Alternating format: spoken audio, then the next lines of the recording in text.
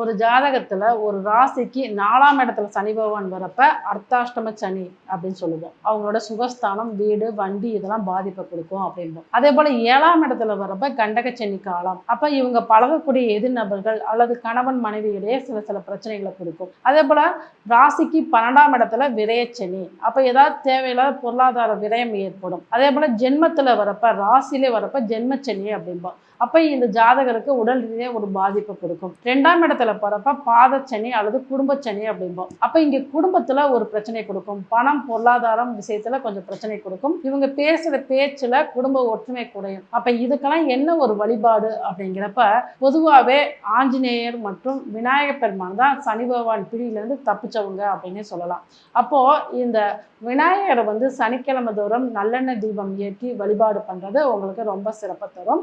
சனி பகவான் பிடியிலிருந்து நீங்கள் தப்பிச்சிடலாம். அதே போல் ஆஞ்சநேயருக்கு இப்போ ஆஞ்சநேயர் சிலையெல்லாம் இருக்கிறப்போ அந்த ஆஞ்சநேயருக்கு வால் பகுதியில் 9 நவகிரகங்கள் மெயினாக சனி பகவான் இருக்கிறாரு அப்படின்னு சொல்லி சொல்கிறாங்க. அப்போ அந்த வால் ஆரம்ப பகுதியிலிருந்து அந்த நுனிப்பகுதி வரைய சந்தனம், குங்குமம் வச்சு பொட்டு வச்சு நீங்கள் தொடர்ந்து 48 நாள் ஒரு மண்டலம் நாளும் நீங்கள் பூஜை செஞ்சு வழிபாடு பண்ணுறப்ப இந்த சனி பகவான் ஏற்பட்ட அனைத்து தோஷங்களும் தீரும் அப்படிங்கிறது தான்.